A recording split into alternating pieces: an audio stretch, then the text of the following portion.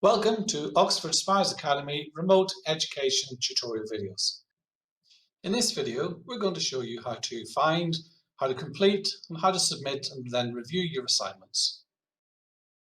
So just as a reminder, we get into Teams by going to the school website, clicking Students, then Student Portal. That arrives here. Then we just click Teams, and when that opens up, it will look different for every student because it will show the classes that you're a member of. So next we need to look for the assignments, the work that needs to be done. You'll see some little numbers appearing. That shows that something has been set recently that you haven't had a chance to look at yet. So that's like a little notification system. So two ways. We can either click here on assignments on the left, and this will show you all of the assignments set in all of your subjects. You can hide the assigned and completed and open them up just with these little arrows. So there the assignments have been completed, and these are the one ready to do. Now this is a test account, which is why there's so much that's overdue. And it puts them in order. So the things that are most overdue at the top, or if we go down to the things that are set, the things that are due most recently at the top. So you can really treat this as a priority order list, things that need to be done in the order that they need to be done. So that gives you all of the assignments. And notice it goes red if it's overdue, and it's this kind of grey colour if it's not. The other way to look at it is to go back to Teams by clicking on Teams here and choosing one of your classes and then clicking on the Assignments tab. So if we have a look here at Assignments, again you can see assigned assignments just for that subject and completed assignments. So let's take a couple of examples of what we do. Let's click on this assignment.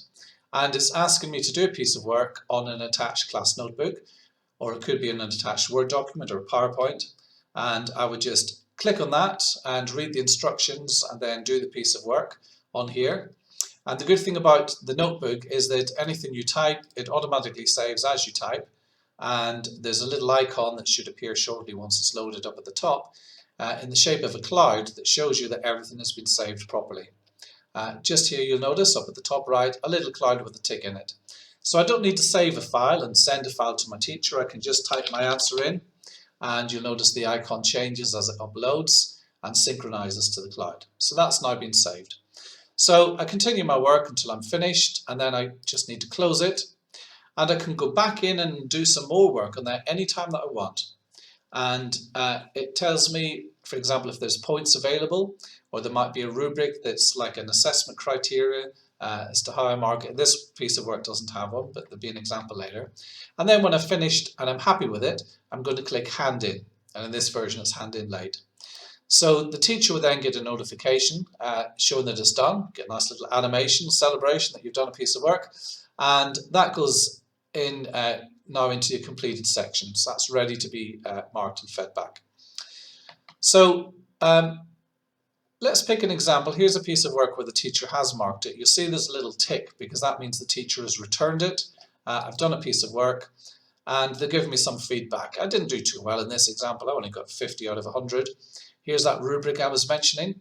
For this one, it's just talking about my effort. Others might talk about the like an assessment criteria for the piece of work. So I've only got amber for this one.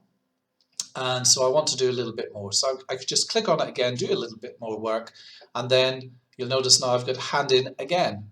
So I could hand that piece of work in a second time and approve it so that my teacher can see I've made some progress. Then the only other thing I guess to show you is that sometimes the homework might be a quiz. So if I look at this example, it's links to, you notice the icon is forms, and when I click on that, it gives me a quiz, so I just answer what I think. This is a very short multiple choice quiz, and I submit, and then it immediately gives me my results. I didn't do very well in that, as you can see. I just clicked any old answer, but it shows me this one was correct, this one was correct, and not only that this one was wrong, but what the right answer is.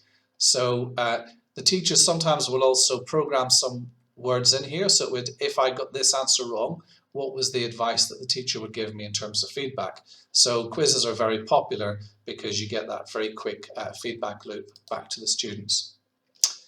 Okay, so again, getting a little ice cream for finishing, and that now goes into my completed section as well. And it's quite satisfying, as you can see, that your assignment's moving from assigned into completed. So that's assignments, how to find them, how to access the work, how to submit them, remembering to click on that turn in, and then how to go back in and view them again and see the teacher's feedback, and also resubmit it if you want to do a bit of work to improve it.